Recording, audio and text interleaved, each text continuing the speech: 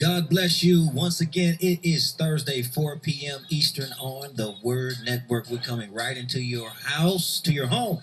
David Alexander Bullock, your season of change. You know, on this show, we like to profile powerful human beings that have wonderful stories of trial, testimony, and triumph. And our guest today is definitely, I'm excited about this interview, and I'm excited that you all will be able to see this interview. Let's thank Brandon Novak for joining the show. Brandon, thank you for joining the show. Thank you for having me. Now, if you don't know who Brandon is, let me just say, maybe you saw MTV's Viva La Bam, or maybe you saw a movie called Jack Donkey. Yeah,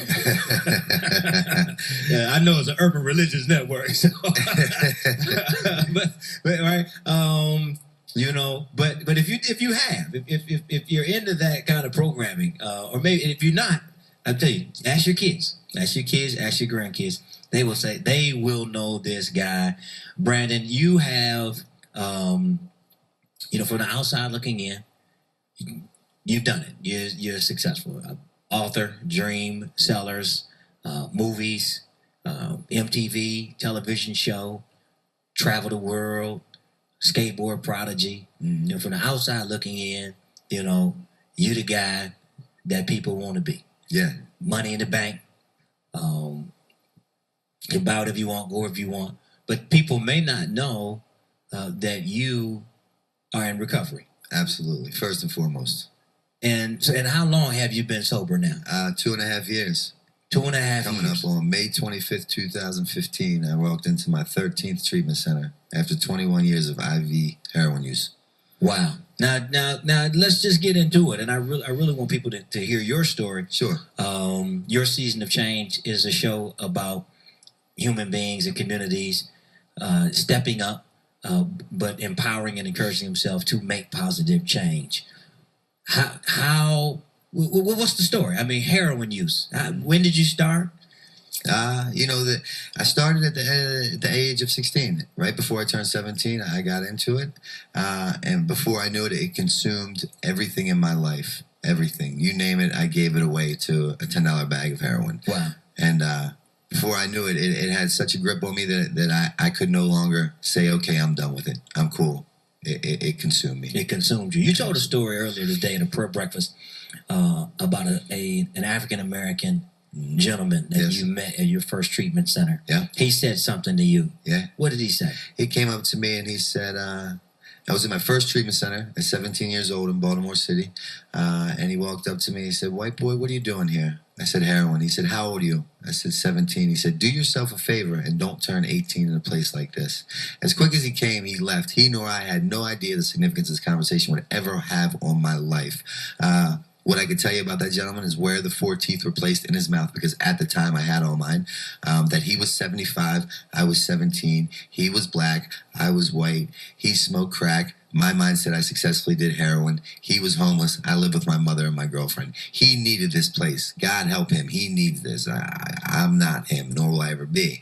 What I can't tell you about that treatment center is the relapse prevention packet they were trying to shove down my throat, my counselor's name, the healthy or unhealthy boundaries they were trying to instill in me. Because if I could tell you those things, that might mean that I can relate to being one of those people, and I wanted no part. I left that treatment center, disease untreated, no defense against that first drink or drug. Once I got out, I turned 19, 20, 22, 23, 25, 26, 27, 28, 30, 31, 32, 33, 34, 35 in a jail or a treatment center. And every year on my birthday, whatever bed I was in or whatever bunk of whatever cell of whatever jail I was in, all I could do was think back to that older gentleman and said, maybe if I would have listened to him with an open heart and an open mind, myself, Brandon Novak, would not continuously find myself in these situations day after day, month after month, year after year. Meaning that it was fully self-induced. I had created or painted this picture for which I now lived in.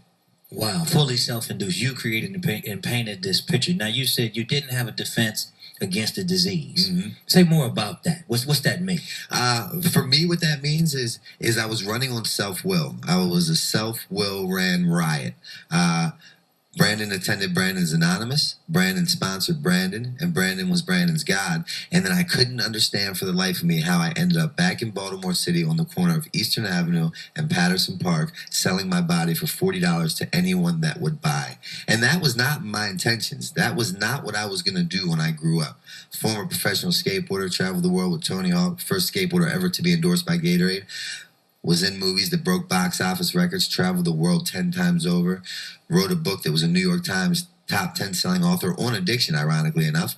And at the end, I was doing whatever it took shy of homicide to get one more bag of heroin. Now, you told another story, and I love your stories. Thank you. I'm telling you. And you tell them well. So everybody can't tell the story. I mean, you It's all set it about up. delivering. Yeah, you engaged. You know, I was engaged. And you talked about moving to Helsinki. Yeah. And I will not forget it, and I'm going to tweet it Okay. soon. Sure. Changing geography is not recovery. Yeah, because I firmly, what I was trying to do that I realize now that I didn't realize then is I was trying to fill my internal void with an external solution.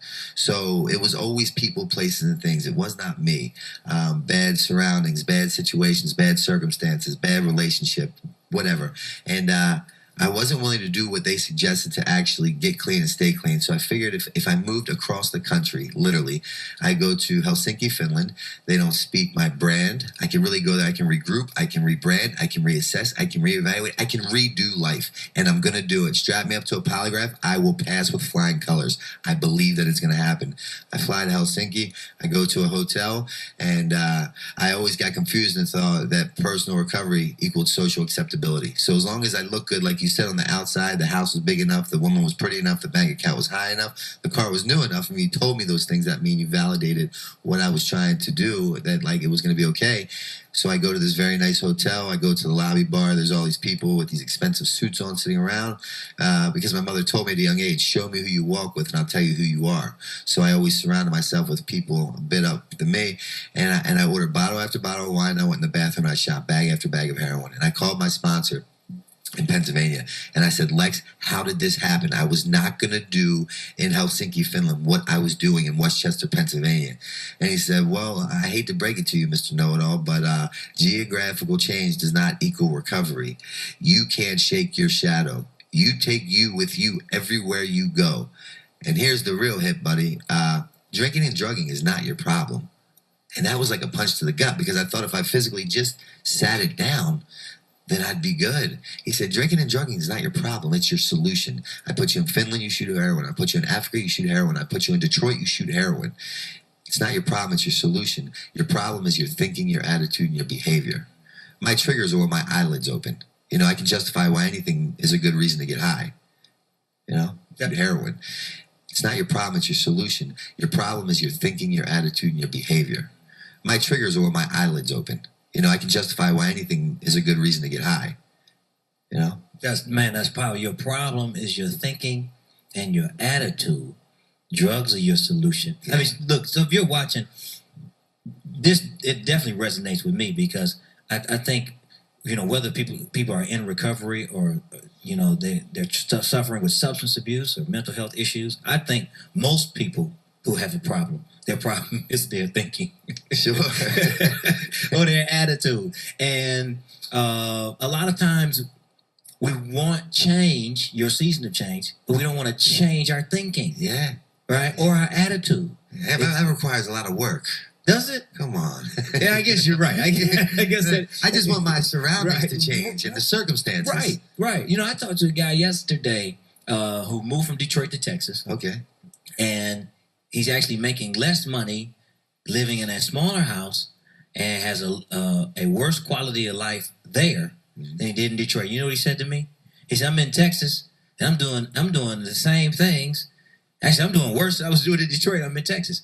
I said, yeah, because you changed your address, but you're the same person. Yeah. I said, I said, look, I haven't seen you in 2 years. You're exactly the same. Yeah, you can't shake your shadow. Yeah. And so people could just awake to that. I feel like that's the great awakening. Yeah. Awake to that and commit to that. That's so powerful. There's one other story I got to get out of you. Sure. You were in Baltimore, so you were born in Baltimore. Born and raised. You live in Philly now. Yes, sir. But you were in Baltimore during the Freddie Gray situation. Absolutely. And you said there was a lockdown on the city. Yeah, it was like the movie The Purge. Right. It was. Right. They had a 10 o'clock curfew. No one was allowed to be out. The National Guard was in town with the machine guns and the tanks. They were robbing, they were looting, they were shooting, they were stealing, they were burning blocks down and destroying police cars.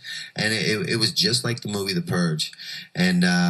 And my mother called me and she said, Brandon, can you come take care of me? I love my mother more than anything in this world.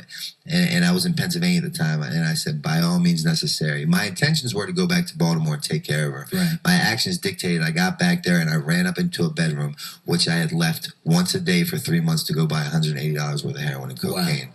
And I love this mother more than anything in the world.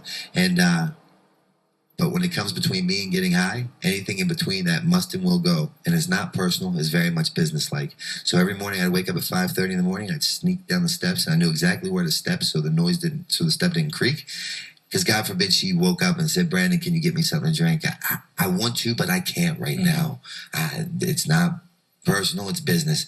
And I would go out and I would get what I had to get. And so in theory and on paper, a very successful individual. In reality, did things in life that people dream of or equate to success. 35 years old, living in my mother's house, former professional skateboarder, been in movies that break box office records, New York Times bestselling author. 35 years old, living in her house. Worldly possessions consist of 8 scarves, 2 jackets, 3 socks, and a stick of deodorant that all fits into a bag that doubles as a pillow. My mother had never seen me so worse in her life. She went across the street to the church in Little Italy in Baltimore, and Father Mike said to my mother, Miss Pat, how's your son doing? And she said, never worse, Father Mike. I've financially paid for 4 treatment centers. I've sold 4 houses. I've depleted savings accounts. There's nothing I can do, so I went to God with a prayer. Father Mike said, what's that, Miss Pat? She said, it's simple. The prayer consists of, God, please cure him, kill him, or kill me because I can't take it. And Father Mike looked at my mother and said, Miss Pat, don't you ever go to God and pray for something like that upon your son. God has a plan for your son. You don't know what it is. I don't know what it is. And he doesn't know what it is. And lo and behold, I sit before you today with 2.5 years sober. And now I work in the treatment industry field. And I help people get help.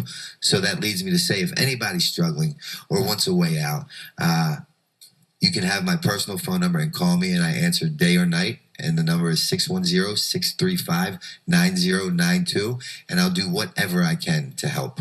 Because someone answered the call when I called. Wow. I mean, that's just so powerful. I mean, and God has a plan. God had a plan for Brandon. God has a plan for you. I know God has a plan for me. And knowing that for me, like when I get up in the morning and I don't know. You know, I have one of those, I don't know mornings. Yeah. I feel it. You know, I get in the morning sometimes and go, I don't know. You know, you know what? But I love that because for the better part of 18 years, I had this very tiresome job, and that job consisted of knowing everything. And that job paid really bad, and it put me in a lot of bad situations and circumstances. So finally, when I was beaten into a state of reasonableness, I was demoralized in just such a fashion from drugs and alcohol, and I was at a point where I was so low the curb looked like a skyscraper. I was horrible at suicide because I kept waking up. I went into my 13th treatment center, and what I realized is that it's such a freeing thing. The revelation that I came to is that I know that I don't know. Wow. That's what I know. Wow. Yeah. You know, and I have to agree with you. I mean, and Socrates is famous for not knowing. But when I had those moments, I know somebody else knows. I know there's a purpose, there's a plan. And I don't have to know in order to be successful. Exactly. All I have to do is just stay consistent. Keep doing what I'm doing. Have the right habits. I may not know where it's going. I didn't know I was going to meet you this week. Yeah. Right? I don't believe in luck and coincidence. I believe everything is destiny and fate, and I believe everything is pre-written or predestined, whether it was yesterday, last month, or 100,000 years ago. You know, I always say, thank God God is God and I'm not God, because I'll put it all up my nose or in my mouth or in my arm. You know what I mean? I work these steps, and the third step, I've turned my will and my life over to God as I understand them. And that's a very freeing thing because, like, on days when I find myself in a sense of discomfort or dis-ease or disconnection, it's because things aren't going my way. And what it is expectations equal nothing but unfulfilled resentments. So the moment that you don't act accordingly, say as I think you should say, or know what I think you should know, I'm immediately resentful. So like as long as I know that I'm not in charge of this deal, and I simply just, like we talked about earlier, suit up, show up, and put one foot in front of the other with the best possible intentions. As long as my intentions are sincere and my motives are proper, I live like a very prosperous life. Man, I mean, that's powerful. If you're not feeling the power, I'm telling you, check your nerves, because I'm feeling the power. You talk about God. You talk about a higher power. How important was that, accepting that awareness for you? So I've been in 13 inpatient treatment centers. I've lost count of outpatients and detoxes. My first treatment center was at 17. My last one, God willing, was at 35. The reason why Number one, the reason why I did so horribly in treatment centers, psychiatrist's office, doctors, you name it, the reason why I did so bad is because it wasn't my idea. If it was my idea, I would have excelled at a rapid pace and been like a billboard for a treatment center. But I'm the kind of guy, you tell me what I need to do, I tell you why you need to get out of here. Right. Because I know everything. But I would always get so upset and angry at myself because I can't stay sober. I can't do this. I can't get clean. I can't stay clean. I. Because it's not me doing this. It's a power greater than myself that lifted my obsession, that removed the desire to want to use. You know what I mean? Yeah. So what it came to is that I can't, he can, so just let him. Man. It's that simple. It's that simple. And it is. I can't. God can. Let go and let God. Exactly. Have his way. That's one of my favorite songs. That's the hit, man. That's it.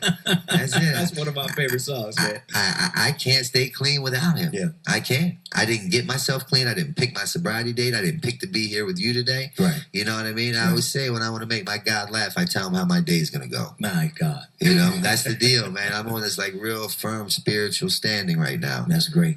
And that's great. I love it, man. It's so empowering. Let's talk about the book. Yeah. I mean, so, you know, movie man, TV man, skateboard man, recovery man, but book man. Yeah. Tell me about Dream Sellers. Dream Seller, yeah. It's an autobiography addiction memoir. It's my life in a whole. My life is literally an open book. You know, I talk about things in that book that most people wouldn't talk about in public or out loud. But I know that I'm only as sick as my secrets. So, like, I voice my whole story. So, oddly enough, drugs and alcohol were my solution for a lot of years. Okay. Then they became my problem for everything. And life has came full circle, and now it's my solution again. Because, like, my story is tangible. There's substance to it. People can look on the internet. They can see my movies. They can read my books. And they know that I'm the real deal alcoholic or addict that was deemed unhelpable or unfixable. My mother had bought me a plot. People had taken life insurance policies out of me. I was on life support for 7 days. No one was betting on me to get sober, including myself. Oddly enough, I overcame the odds, and God saw fit for me to find my way into sobriety.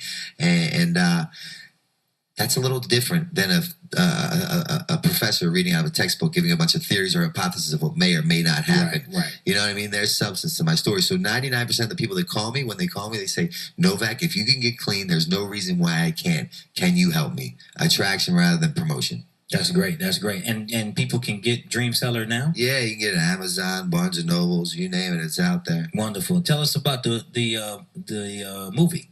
Yeah, so I have a documentary coming out. It's called Where's My Needle? It was being filmed for the process of about 7 years. They followed me around and got the highs of highs and lows of lows. And right before I went into treatment, they had a secret meeting of how they were going to end this movie with my death. Because people were really, and I didn't find out about this till I went to rehab. Oddly enough, I overcame all odds, and now I'm clean and sober, so they have this whole new ending. It'll go to the Sundance Film Festival, the Cannes Film Festival. And I also work in the treatment industry field. I work for Banyan Treatment Center. We have locations in Chicago, Boston, Pompano Beach, Florida, and soon to be Philadelphia, Pennsylvania, which is where I'm located come October. I'm a national business developer, and I travel the nation telling my story as a cautionary tale. I do interventions.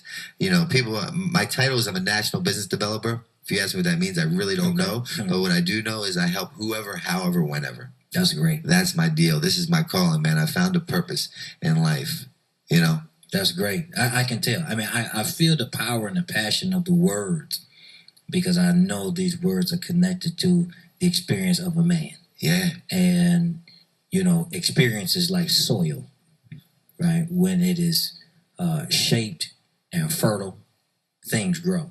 And I see growth. I see endless possibility, not just because of where you've been, but where you're headed. And all the people that you're going to help. Speaking of people you're going to help, Brandon, I want you to do me a favor. I want you to look in this camera. I want you to look right there. And now don't preach. Because, see, I found out this morning that you can talk. I mean, you can preach. Don't preach. But give us like a short inspiration. And somebody's watching. And maybe they're a parent, right? Yeah. They think they're a bad parent. They don't understand what substance abuse means for their child. Or maybe they're a substance abuser, right? And they're not sure. They pray, they go to church, all of that, but they're struggling. Yeah. What do you have to say? I want to let you know how cunning, baffling, and powerful the disease of addiction truly is. Diagnose an addict or an alcoholic. Factual evidence dictates that that disease left untreated is fatal, right? Equaling death. Now follow me here. It's the only fatal disease that tells me that I don't have a disease. So if I'm diagnosed with HIV, I'm rushing to the hospital to get medication because I don't want to die. Fatal disease. Diagnose me with cancer, I'm rushing to the hospital to get chemo because I don't want to die. Fatal disease. Diagnose me as an addict or an alcoholic, I need a glass of wine or a bag of heroin to figure out what's wrong with you for diagnosing me with such disease. Just as fatal as the first two, but left to my own devices, it's the only disease that tells me I don't have a disease, and I will believe it, and I will get up from here and I will go buy some heroin. But what I want you to know is as long as you're breathing, it's never too late. Addiction is not a death sentence, and your history does not have to dictate your future. It doesn't. And if you're looking for a way up and out, man, talk to somebody. You can call me, 610-635-9092. My phone's on day or night. I'm only human. I can't help everyone. I can't fix everyone, but I'll do everything I possibly can. Why? Because someone answered the call when I called. If they didn't, I probably wouldn't be sitting here today. Man, somebody answered the call when I called. You know, we are on the Word Network. It is a urban Christian network. And I keep hearing the words of my master teacher, Jesus, who says, you know, I was in prison. You didn't come see me. I was hungry. You didn't feed me. I was naked. You didn't clothe me. Greater love have no man than this, that he would lay down his life for his friend. I mean, these principles, you know, somebody calls, help them. He says, even the Gentiles, if the neighbor knocks on the door and is hungry and it's the middle of the night, even the Gentiles will not give them a snake or a stone, but will give them bread. Yeah. And, you know, I really feel like, you know, the recovery message is a love message. It's how can you say you love God who you have not seen, but you don't love your brother and sister who you see every day? And being able to reach out and touch, get that connection, get that inspiration, you know, and it's nothing like being able to agree with other people who have agreed to live authentically. That's so powerful. Yeah, man. Right? That's so powerful. And so I applaud you. I mean, I'm glad we had the chance to meet. And you know, you gave out the number, but do you have like social media, Twitter, Instagram, Facebook, that kind of stuff? Give us that stuff too. Yeah, you can find me on Brandon_Novak on Instagram, and I believe Facebook and Twitter are the same things. It kind of all runs together. And one thing my sponsor told me I want to say before, he said, if you plan on staying sober, be prepared to be divinely inconvenienced. And I live by that. You know, my phone rings day or night. Because the reality is God had granted me this gift. Right. God has given me this gift. I can tell you a lot of people that are dead and gone that would do anything in the world for this gift. Right. But God didn't grant them this gift. I've been granted this gift, so now it's time for me to honor this gift, and not just when it's convenient to me. How dare I? Right. That makes no sense. That's right. I think, you know, trying to make everything convenient is part of that trying to control everything thing. Yeah. Right? Trying to control everything leads to stress and worry. Yeah. Then you expectations. Right. That's right. Then you need that release. Yeah. Right. You got to let that pressure go. Yeah. Because pressure busts pipes. Absolutely. And so we've got to learn how to turn some things over, let some things go. And really not take ourselves so seriously. It's like that book, Don't Sweat the Small Stuff. And it's all small stuff. It really my is. uncle used to tell me, he said, David, you know, wear your titles and position like a loose garment. Always be prepared to take them off. And I didn't know what he was talking about, you know, as a teenager. But the older I get, I'm like, yeah, you know, you have to be able to take this stuff off and sometimes just turn it over to a higher power. And I think that has been for me very, very, very, very fruitful for me, definitely. So, Brandon, got the book Dream Seller. Want y'all to get that. Want you to look out for the documentary that's coming. Maybe he's coming to your town, and I want to thank Andre Johnson and the Detroit Recovery Project for getting you to Detroit. Definitely. And if you're out there watching, I want you to connect with our show, Your Season of Change, on the Word Network. There's going to be a website at the bottom of your screen. My Twitter's DAlexanderB. You can get in touch with me also at the website, davidalexanderbullock.com. And I just want to, real quick, I want to pray for you. You're watching. Hey, you're a mother out there, grandmother, father. Substance abuse is tied to other issues. There may be domestic violence in the home. There may be a fractured family. I mean, whatever you're going through, I want you to know this is your season of change. Let's just pray. God, we thank you now for those viewers out there that are watching. We're praying for their health and for their wealth. We're praying for their state of mind. We're praying that they would be able to change their attitude, their habits and behavior, that they would stress. And we come against all of those expectations that build pressure points in our minds that make it hard for us to cope and move. And so I speak this word. You probably haven't heard this word, flexibility. I speak that word, flexibility. I speak this word, patience.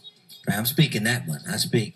I'm not speaking luxury. I'm speaking patience. I speak this word, love for self and love for others. I speak this word, know what you can change and know what you can't. And just ask the Lord to give you deep insight to knowing the difference between the two.